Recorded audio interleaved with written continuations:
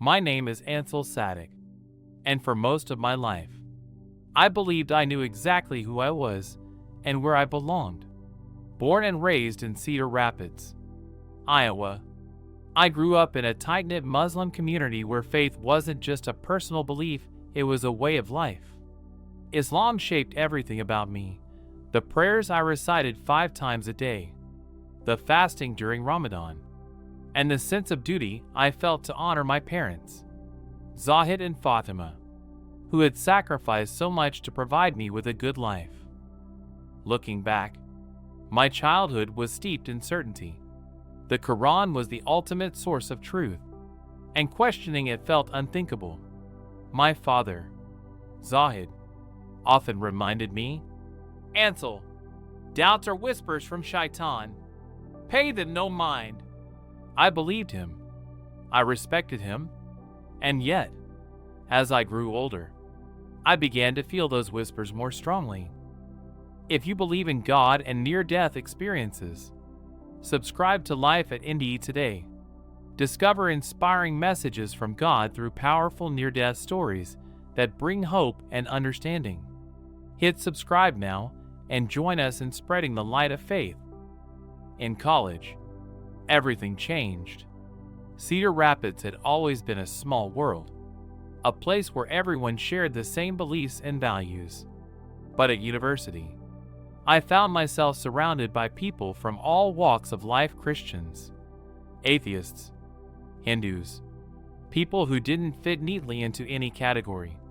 It was overwhelming at first, like stepping into a world of color after living in shades of gray.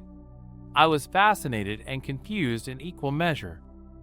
That's where I met Lucas Trent, an Orthodox Christian who quickly became one of my closest friends. At first, I thought my purpose in our friendship was clear: to show him the truth of Islam. I was confident, almost arrogant, in my belief that I could guide him. But Lucas wasn't like anyone I had met before. He listened to my perspectives with genuine curiosity, never judging or dismissing them. And in turn, he shared his own beliefs in a way that felt open and honest. Our conversation stirred something in me. For the first time, I started looking at my faith through a different lens, not because I wanted to, but because I couldn't help it. Lucas often quoted passages from the Bible, and his descriptions of Jesus as a figure of love and sacrifice made me curious. I found myself sneaking glances at a Bible, comparing its verses to the Quran. At first, it felt like betrayal, but there was a part of me that couldn't stop. Despite my growing questions, I kept up appearances.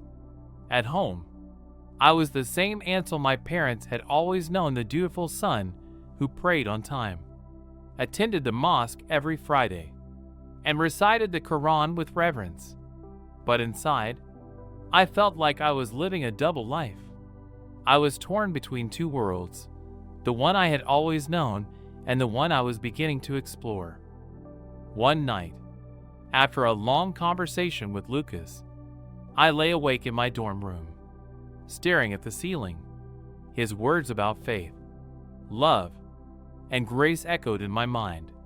I thought about my father's stern warnings and my mother's gentle prayers. What if they're both right? I wondered. What if they're both wrong? The questions felt dangerous, like they could unravel everything I'd built my identity on. But they wouldn't go away. It was during this time of inner conflict that my life took an unexpected turn. I remember the day vividly: a crisp autumn afternoon, the sky a perfect shade of blue. I was walking home from class, my mind preoccupied with questions about a passage Lucas had shared, when I felt a sudden, sharp pain in my chest. It was as if a vice had clamped down on my heart, squeezing the air out of my lungs. I stumbled, clutching my chest, trying to convince myself it was nothing more than fatigue or stress. But the pain didn't stop. As I looked around for help, the street seemed eerily empty. Panic set in, and my legs gave way beneath me. The last thing I saw was that endless blue sky before everything faded to black. When I woke up, or rather, when I became aware I wasn't in my body anymore, I was floating above it, looking down at myself lying motionless on the sidewalk. I saw people rushing over, their faces filled with concern, and I heard someone shouting for an ambulance, but their voices were distant, like echoes in a tunnel. It was surreal, like watching a scene from a movie I didn't know I was starring in. Then, without warning, I felt a pull, gentle but undeniable, drawing me upward. The world below began to fade, replaced by a dazzling light that wasn't harsh or blinding but warm and inviting. It wrapped around me like an embrace, dissolving my fear and filling me with a peace I'd never known. I didn't know it yet, but this was the moment that would change everything. My journey was just beginning, and nothing in my life had prepared me for what was about to unfold. As I ascended into the light, I felt a profound stillness, a sense that time itself had stopped. All the noise, the chaos of the world, the endless questions swirling in my mind faded away. What replaced it was unlike anything I had ever experienced: peace. Pure, overwhelming peace. The light wasn't just something I saw, it was something I felt, something I became a part of. It wasn't harsh or blinding, it was warm and welcoming, like stepping into the embrace of someone who had always known me, even before I was born. In that moment, I felt completely whole, as if every piece of me that had ever been broken was being made new. And then I saw him. At the heart of that light stood a figure, vibrant and real in a way that defied explanation. It wasn't the Jesus I had seen in paintings or movies. This was a living presence, full of love and radiating something I could only describe as truth. His eyes held me, not with judgment, but with a depth of understanding that seemed to pierce through every layer of who I was. Without words, he spoke to me. It wasn't a voice I heard with my ears, but a knowing that resonated in every part of my being. Ansel, you are loved. The words or the feeling washed over me like waves, filling me with a love so complete it brought tears to my eyes. I didn't realize until that moment how much love I had been missing, how small and conditional the love I had known before truly was. I wanted to ask him so many things. Why me? Why now? What does this mean? But before I could form the questions, the answers seemed to unfold within me. I understood, without needing to be told, that this was no accident. I was here for a reason. In his presence, every doubt I'd ever had melted away. The questions I had wrestled with, the ones about faith, about God, about my place in the world, seemed insignificant now. This wasn't about religion or rules. It was about something far greater. It was about connection, about a love so vast and infinite that it encompassed everything.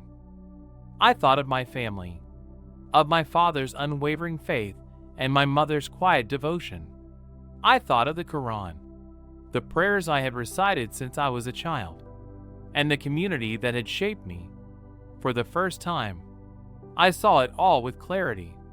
None of it was wasted, and none of it was wrong. It was simply part of my journey, a path that had led me to this moment. But as much as I wanted to stay, to linger in that light forever, I felt a gentle nudge, like a parent waking a sleeping child. Jesus didn't speak aloud, but his message was clear. You're not finished yet. There's more for you to do. I didn't want to leave. I didn't want to go back to the world that suddenly felt so small and fragile compared to this infinite love.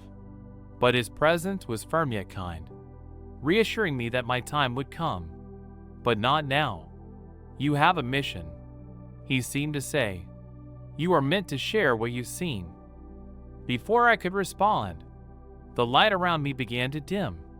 The peace I had felt started to slip away, replaced by the sensation of falling, not in fear, but in a sense of being gently lowered back into my body.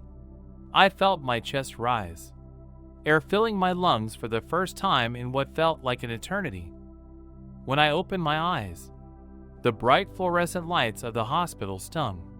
My body felt heavy, as if it didn't fully belong to me anymore. The faces of doctors and nurses swam in and out of focus, their voices distant but urgent. "He's back," someone said, their tone a mix of disbelief and relief. "We have a pulse." I blinked, trying to make sense of what had just happened. The memory of the light, of the presence, of Jesus was so vivid it felt more real than the world around me. Yet already, it was beginning to fade, like a dream slipping through my fingers as I awoke. The doctors called it a miracle. I had been clinically dead for several minutes. My heart stopped, my body lifeless. There was no medical explanation for my recovery. They ran tests, prodded and poked, but all they could offer were shrugs and murmurs of disbelief. "You're lucky to be alive," one of them said, shaking his head. "I've never seen anything like this." But I didn't feel lucky. I felt different, changed in a way I couldn't yet understand. Lying there in the hospital bed, I closed my eyes and tried to hold onto the memory of the light, the love, and the peace I had felt. It was still there, like a small flame burning in the depths of my soul, but I knew it wouldn't last forever. My family was by my side. Of course, my father gripped my hand tightly, as if afraid that letting go would send me back to wherever I had been. My mother cried softly, whispering prayers of gratitude to Allah. They didn't ask me what had happened, not at first. They assumed my silence was a result of the trauma, that I was too weak to speak. But the truth was, I didn't know how to explain it. How could I put into words something so profound?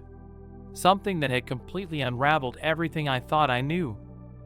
I stayed quiet, letting them believe I was simply recovering. But inside, I was wrestling with questions that I knew would change my life forever. What had I seen? Why had it happened to me? And, most importantly, what was I supposed to do now? As I lay in that hospital bed, staring at the ceiling, I felt a strange mix of fear and peace. I knew my journey was far from over. If anything, it was just beginning. And for the first time in my life, I didn't know where it would lead.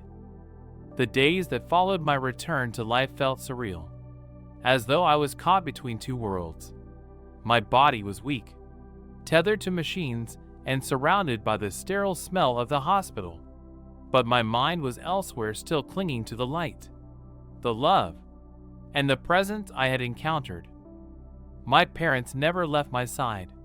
My father, Zahid, sat stiffly in the chair by my bed, silently reciting prayers. My mother, Fatima, alternated between holding my hand and whispering words of gratitude to Allah. Their devotion was unwavering, their relief palpable. But I couldn't bring myself to tell them what I had seen. How could I? How could I explain something so far outside the bounds of what we had always believed? Late one night, when the hospital was quiet and the only sounds were the rhythmic beeping of the monitors, my father finally broke the silence. "Ansel," he said, his voice low and steady, "you've been given a second chance. Allah has brought you back to us. We must honor this miracle." I nodded weakly, unsure of how to respond. It wasn't that I disagreed. I, too, believed it was a miracle, but what I had experienced didn't align with the faith I'd been taught. I wanted to tell him about the light, about the figure of Jesus, about the overwhelming love I had felt. But I knew he wouldn't understand. Not yet. As I recovered, the memories of my near-death experience remained vivid, though they began to feel more distant, like a dream that fades with the morning light. Still, the essence of it lingered, a quiet warmth in my chest. I often closed my eyes, hoping to recapture the feeling of peace and connection, but it was never as strong as it had been in that moment. I prayed, but not in the way I had before. The familiar rituals felt foreign now, like I was going through the motions of a practice that no longer fit the truths I had seen. My prayers became less structured, more like conversations with God, with Jesus. I asked why this had happened to me, what I was supposed to do with the knowledge I'd been given. The answers didn't come easily.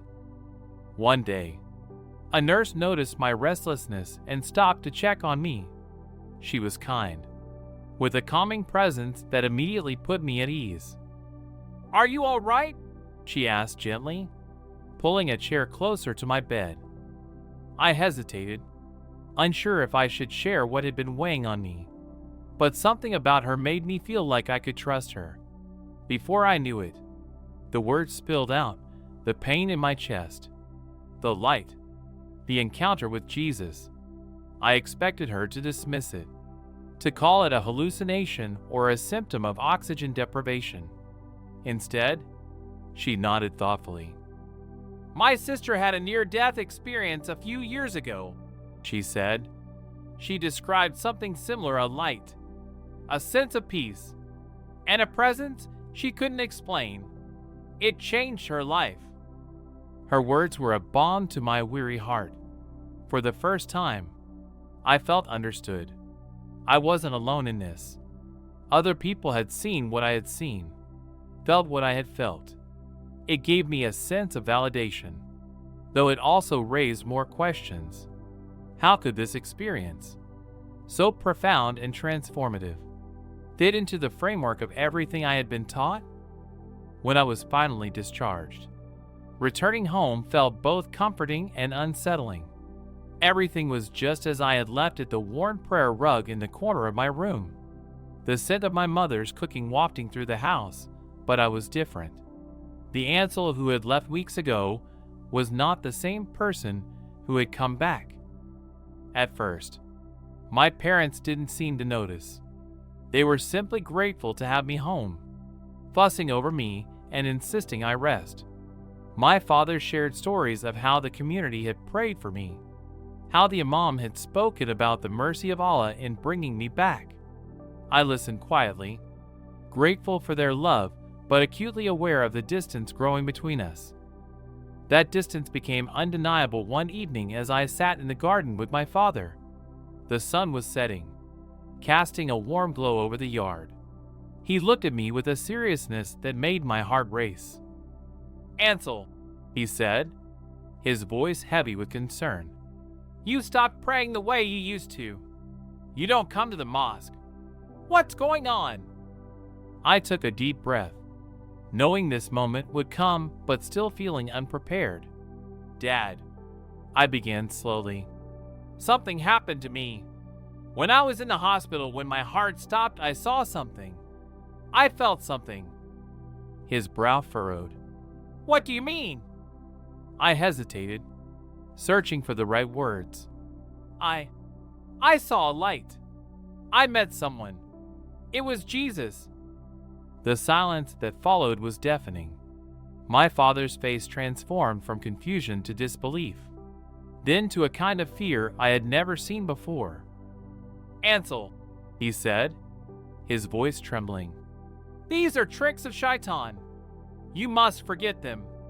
Return to your prayers, to the path of Allah. These visions are not real." "But they felt real," I said, my voice shaking. "More real than anything I've ever known." That conversation marked the beginning of a painful rift. My father refused to speak of it again, insisting I focus on my recovery and my faith. My mother, ever gentle, tried to comfort me without addressing the tension directly, but the weight of my experience pressed down on me, making it impossible to simply move on. I began keeping my thoughts to myself, writing in a journal when I couldn't hold them in any longer. Late at night, when the house was quiet, I would pray not in the way my father had taught me, but in the way that felt true to what I had experienced. I asked for guidance, for clarity, for the strength to navigate this new reality. One evening, Lucas called to check on me. His voice was a lifeline, a reminder that I wasn't entirely alone in this journey. When I shared what had happened, he listened quietly, offering words of support and encouragement. "Ansel," he said, "I can't imagine how difficult this must be. But maybe this experience isn't about choosing one faith over another. Maybe it's about finding a deeper connection to God, beyond the boundaries of religion." His words stayed with me long after we hung up. I didn't have answers yet, but I knew one thing for certain: my journey was far from over. And though the path ahead was uncertain, I felt a quiet resolve growing within me. Whatever came next, I would face it with an open heart, trusting in the light and love I had seen. Leaving home was the hardest thing I've ever done. The weight of my father's final words, his dismissal, his refusal to see me as his son, pressed heavily on my heart. My mother's tearful embrace at the door lingered in my mind, a bittersweet memory that felt both comforting and heartbreaking. I walked into an uncertain future with nothing but a small bag and a conviction that the truth I had encountered was worth the cost. Living with Lucas and his family was a blessing. They didn't ask for explanations or demand that I conform to their beliefs. They simply gave me the space to be, to process, to heal. Lucas, ever thoughtful, would sit with me in the evenings, offering quiet companionship.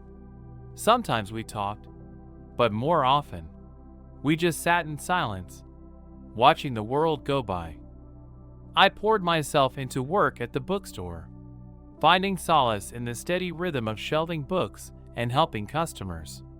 Surrounded by stories, I felt a sense of possibility. Each book was a window into a new perspective, a chance to expand my understanding of the world. I spent hours reading about near-death experiences, about different faith traditions, and about the intersection of science and spirituality. The more I read, the more I saw patterns emerge, common threads that transcended religious and cultural boundaries. One day, while helping a customer, I stumbled upon a book that caught my attention, Life After Life by Dr. Raymond Moody. It was an exploration of near-death experiences, filled with accounts that mirrored my own. As I read, I was struck by how universal these experiences were: bright lights, profound peace, encounters with divine beings. It gave me a sense of validation and comfort, knowing that I wasn't alone in what I had seen and felt. I began to write more, filling my journal with reflections and questions. Writing became my lifeline, a way to process the overwhelming emotions and revelations that still stirred within me. One night, I wrote, "The light I saw wasn't just for me. It was for everyone.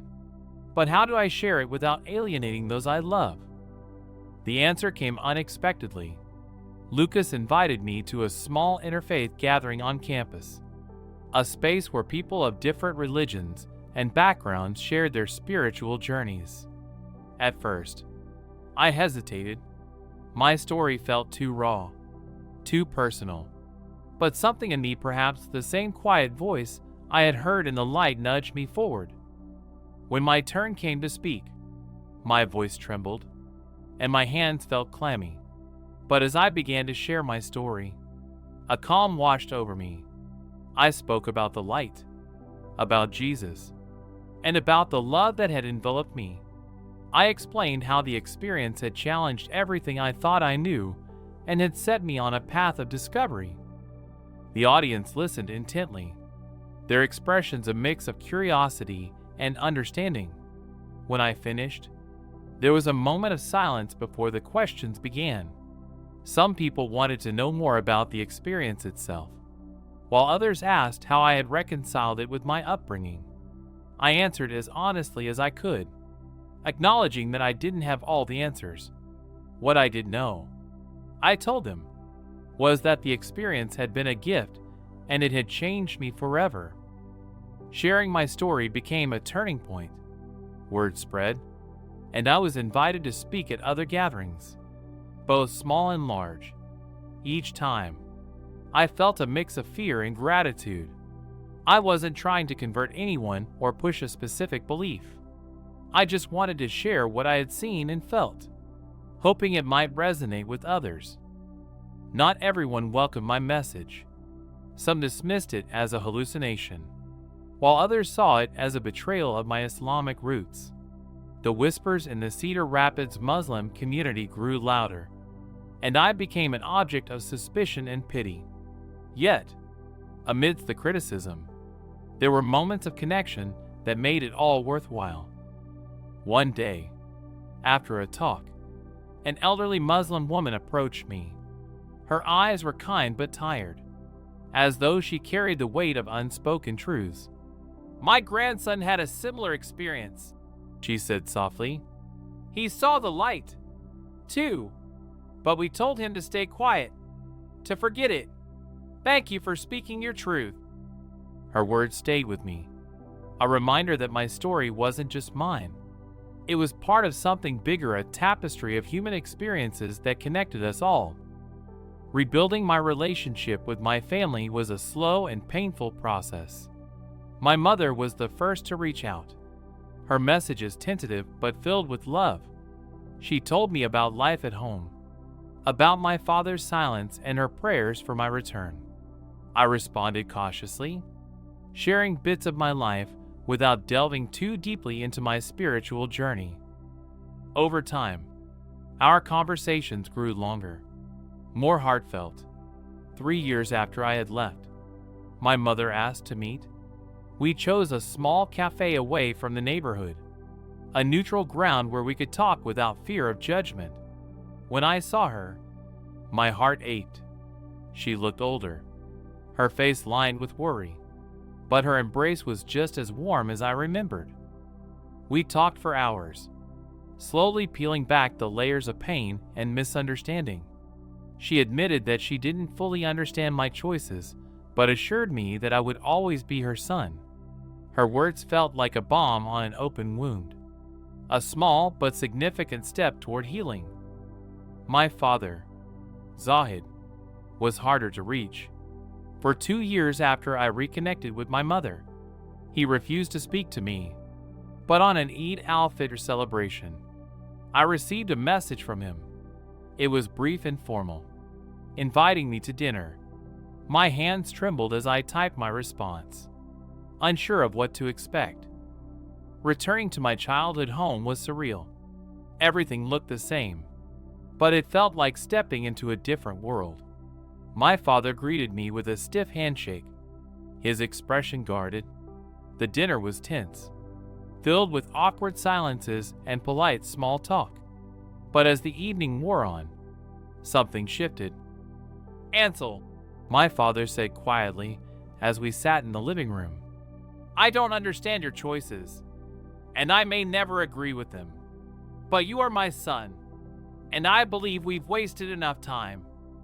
His words weren't a full reconciliation, but they were a start. Over the months that followed, we began to rebuild our relationship, slowly and carefully. It wasn't easy. There were still disagreements and moments of tension, but there was also love, a thread that held us together even when everything else seemed to pull us apart. Today, I continue to walk this path, guided by the light and love I experienced in that brief moment beyond life. It's remarkable how a single experience, one fleeting glimpse of something so profound, can shift the entire trajectory of a person's existence. That moment, etched into the deepest recesses of my soul, wasn't just a passing event, it became a cornerstone of who I am. Before that day, I thought I understood life. Like many, I busied myself with routines, ambitions, and the occasional distractions of modern living. But I often felt something was missing, a gnawing emptiness that no amount of success or external validation could fill. I rarely stopped to ask myself why. It was easier to keep moving, to keep doing, than to sit with that discomfort. Yet, when life forced me to pause when everything fell away, and I glimpsed the realm beyond, I realized how much of my existence had been spent merely surviving rather than truly living. The light I saw was unlike anything I can fully articulate. It wasn't just brightness, it was warmth, comfort, and the purest expression of love. It wrapped around me like a soft blanket on a cold night, soothing every ache I didn't even know I had. And the presence, I hesitate to name it, as no single word seems adequate, felt like an intimate knowing, a communion with something infinite and eternal.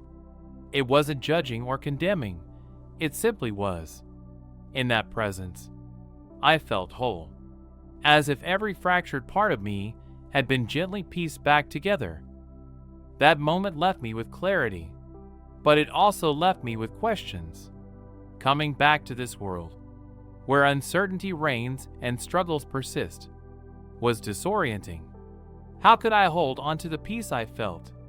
How could I integrate such a transcendent experience into the messiness of everyday life? Those were the questions that haunted me in the weeks and months that followed.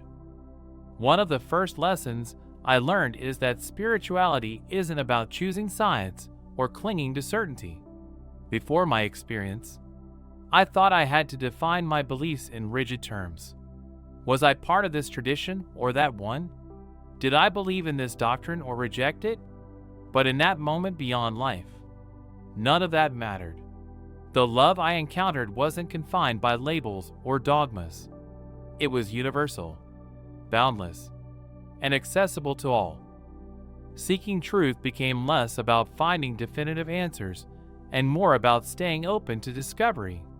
I began to see spirituality as a journey rather than a destination. Every interaction, every challenge, and every joy became an opportunity to learn and grow. I stopped asking, "What is the right belief?" and started asking, "How can I be more loving, more present, more true to the essence of what I experienced?" This shift wasn't easy. Letting go of old certainties felt like stepping into the unknown without a map. But it was also liberating. I no longer felt the need to defend my beliefs or prove others wrong. Instead, I focused on finding unity in diversity, embracing the richness of perspectives and experiences that make life so vibrant. I realized that everyone's path is different, and yet, at the core, we're all searching for the same thing: connection, meaning, and love. The road ahead is still uncertain, as life always is. Challenges continue to arise, testing my patience, resilience, and faith. There are days when the world feels heavy, when doubt creeps in, whispering that perhaps I imagined it all. But in those moments, I close my eyes, take a deep breath, and remember the light. I recall the warmth, the presence, and the assurance that I am not alone. That light, that presence, is with me always.